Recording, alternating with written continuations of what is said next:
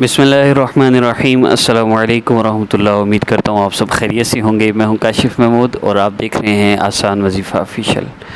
اللہ رب العزت اس کائنات کے خالق مالک ہیں اور رازق ہیں، اور ساری کائنات اللہ رب العزت کے قبضہ قدرت میں ہے۔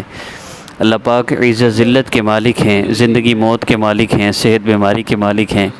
اللہ رب العزت جس کو چاہے زندگی دیں، جس کو چاہے موت دے دیں، جس کو چاہے نفع دیں اور جس کو چاہے نقصان دے دیں۔ اللہ رب العزت کے قبضہ قدرت میں ہے۔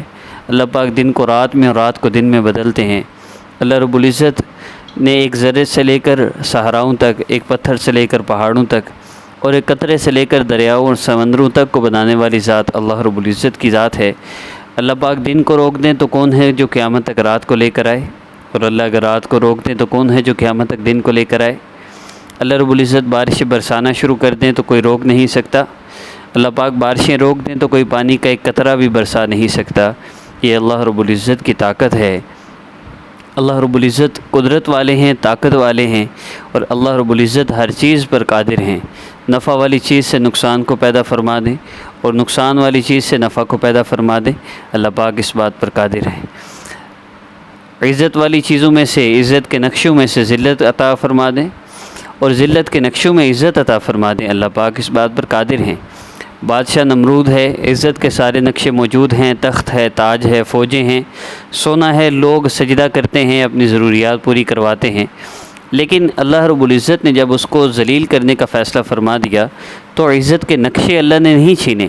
اللہ رب العزت نے عزت کے نقشے ہوتے ہوئے بھی ذلیل فرما دیا، اور اسی تخت پہ بٹھا کر ایک مچھر کے ذریعے اللہ رب العزت نے ذلیل کروایا۔ ایک مچھر کی عمر زیادہ سے زیادہ 4 گھنٹے، 5 گھنٹے، 6 گھنٹے ہوتی ہے، لیکن ایک مچھر جو نمرود کے دماغ میں گیا، کتنے سال اس کو جوتے مارے جاتے اور اپنی حاجتیں پوری کروائی جاتی تھی۔ اللہ رب العزت نے عزت کے نقشوں میں ذلت کو پیدا فرما دیا، اور دوسری طرف ذلت کے نقشے ہیں کہ ابراہیم علیہ السلام کے پاس کچھ بھی نہیں، اور نہ کوئی ساتھ دینے والا ہے، نہ کوئی دوسرا بندہ ساتھ ہے، ساری دنیا مخالف ہے، بادشاہ بھی مخالف ہے، اور آگ سامنے ہے، ہر طرح سے آپ کو شکست دینے کے سارے نقشے سامنے آ چکے ہیں، اور لوگوں نے بھی کہہ دیا ہے کہ اب یہ نہیں بچنے والے، لیکن اللہ رب العزت نے عزت کا فیصلہ فرما دیا۔ اب ابراہیم علیہ السلام کو آگ میں پھینکا گیا تو اللہ رب العزت نے آگ کو گل و گلزار کر دیا، اور وہ آگ نہ زیادہ ٹھنڈی ہوئی کہ ٹھنڈ لگنے لگے، ٹھنڈی بھی ہوئی اور سلامتی والی بھی ہوئی۔ نارمل موسم جیسے ہم اچھا فیل کرتے ہیں، اس موسم میں بادل بنے ہوں اور پیارا سا موسم، ایسا موسم آگ کے اندر ہے۔ یہی آگ ایک ماچس کی تیلی سے اس کو بجھا دینے کے بعد بھی اس میں تھوڑا سا جو انگارہ باقی ہوتا ہے اس کو ہاتھ لگ جائے تو جلا دیتی ہے۔ یہی آگ، اور اتنی بڑی آگ کہ ہزاروں فٹ اوپر تک بھی کوئی پرندہ گزرتا تھا تو وہ جل کے نیچے گر جاتا۔ اس قدر بڑی آگ جو 1 مہینہ میں تیار کی گئی، اس میں ابراہیم علیہ السلام موجود ہیں، جنت سے تخت بھی آیا ہے، جنت کا لباس بھی آیا ہے، اور جنت کا چشمہ بھی پھوٹا ہے، اور پانی کا ایک چشمہ بھی اللہ رب العزت نے جاری فرما دیا۔ کھانے کے لیے ایک درخت تھا، غالباً کھجور کا تھا، یا اللہ رب العزت کمی بیشی معاف فرمائے۔ تو جبرائیل علیہ السلام تشریف لائے۔ اب کتنے لوگ ایسے ہیں جو ابراہیم علیہ السلام کو اس حال میں دیکھ رہے ہیں؟ اب وہ پوچھ رہے ہیں آپ کو آگ کیوں نہیں جلا رہی؟ فرمایا کہ جو میں کلمہ پڑھا ہے، جس کلمے کی میں دعوت دیتا ہوں، جو اس کلمے کو پڑھ لے اس کو آگ نہیں جلاتی۔ تو کسی نے پوچھا کہ کیا اگر میں آ جاؤں تو مجھے بھی نہیں جلائے گی؟ فرمایا کہ نہیں، تمہیں بھی یہ آگ نہیں جلائے گی۔ تو روایات میں آتا ہے کتنے ہی لوگ اس آگ میں کلمہ پڑھ کے داخل ہو گئے، حتیٰ کہ نمرود کی بیٹی بھی مسلمان ہو گئی۔ تو عرض یہ کرنا تھا کہ وہ جو اللہ عزت کے نقشوں میں ذلت پیدا کر سکتے ہیں اور ذلت کے نقشوں میں عزت عطا فرما سکتے ہیں، وہ اللہ ہمارے مسئلے کیوں نہیں حل کر سکتے؟ جس طرح شہد کی تاثیر انبیاء علیہ السلام کے زمانہ میں میٹھی تھی، نبی علیہ السلام کے زمانہ میں بھی شہد کا ذائقہ میٹھا ہوتا تھا، لیکن 1400 سال گزرنے کے بعد حالات بدلتے بدلتے اب شہد کڑوی ہوتی ہے، شہد میں مٹھاس نہیں رہی، شہد بندہ چکھ ہی نہیں سکتا، اس قدر کڑوی ہو چکی ہے۔ ایسا نہیں ہے، جو تاثیر شہد کی نبی علیہ السلام کے زمانے میں تھی وہ آج بھی ہے، اسی طرح جن اعمال کی طاقت اور قوت آقا پاک صلی اللہ علیہ وسلم کے زمانہ میں تھی وہ طاقت آج بھی ہے۔ یہ جو لوگ ہم کہہ دیتے ہیں کہ وہ تو صحابہ تھے، وہ تو نبی تھے، ایسا ہرگز نہیں ہے۔ انبیاء علیہ السلام نے اور نبی علیہ السلام نے اور صحابہ نے جن اعمال کو اپنایا ہے، ہم بھی ان اعمال کو اپنا لیں گے تو ہمیں بھی اللہ رب العزت وہی سب کچھ عطا فرمائیں گے جو اللہ پاک نے ان کو عطا فرمایا تھا۔ اللہ آج بھی اپنی اسی طاقت اور قدرت کے ساتھ موجود ہیں۔ تو اللہ رب العزت سے اپنے مسائل کو حل کروانا ہے۔ مال و دولت کی فراوانی چاہتے ہیں، رزق چاہتے ہیں، قرض سے نجات چاہتے ہیں۔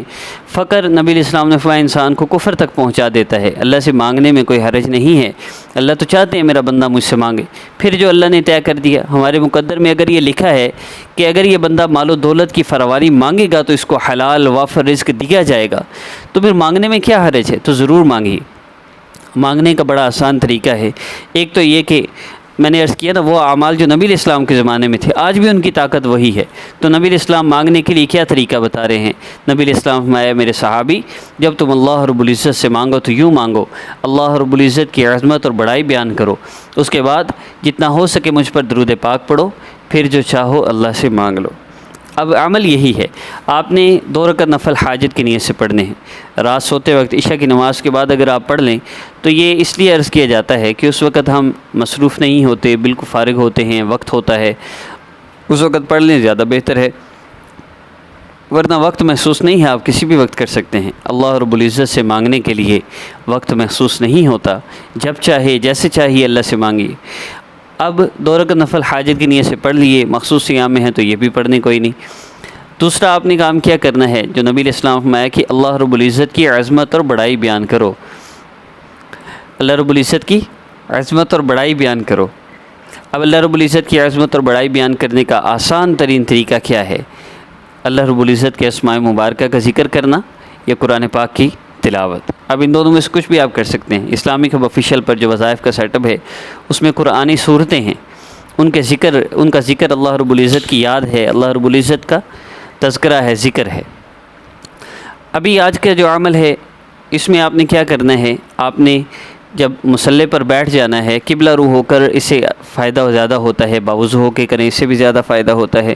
آپ نے 2 رکعت نفل حاجت کی نیت سے پڑھنے کے بعد اللہ رب العزت کے اسماء مبارکہ یا رحمان یا اللہ جل جلالہ، یا رحیم یا اللہ جل جلالہ، یا ملک یا قدوس یا اللہ جل جلالہ، 4 اسماء مبارکہ، یا رحمان یا اللہ، یا رحیم یا اللہ، یا ملک القدوس یا اللہ۔ ان 4 اسماء مبارکہ کو آپ نے صرف 10 مرتبہ دعا کے لیے ہاتھ اٹھا کر اللہ رب العزت کو پکارتے ہوئے پڑھنے ہیں۔ یا رحمان یا اللہ جل جلالہ، یا رحیم یا اللہ جل جلالہ، یا ملک القدوس یا اللہ جل جلالہ۔ 10 مرتبہ پڑھنے کے بعد 3 مرتبہ یا ارحم الراحمین، یا ارحم الراحمین، یا ارحم الراحمین۔ اب اتنا پڑھیے۔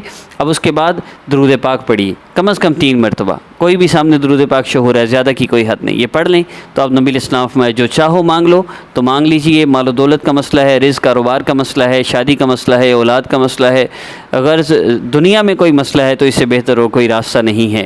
جو پہلے 5-7 منٹ بات ہوتی ہے یہ اللہ رب العزت کی عظمت اور بڑائی ہے، اس بڑائی کے سننے سے یقین بنتا ہے۔ میرے چینل کے جتنے وظائف ہیں ان میں اللہ رب العزت کی عظمت اور بڑائی جو بندہ ہر ویڈیو میں سنے گا اس کا یقین اتنا بن جائے گا کہ وہ دعا کے لیے ہاتھ اٹھائے گا تو اس کے مسئلے حل ہوتے جائیں گے۔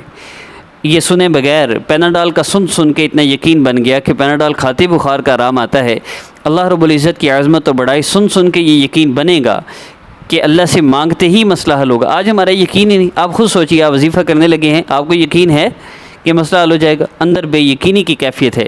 یہ عظمت اور بڑائی جو بیان کی گئی اسی سے انشاءاللہ ایمان اور یقین بڑھے گا اور مسئلے حل ہوں گے۔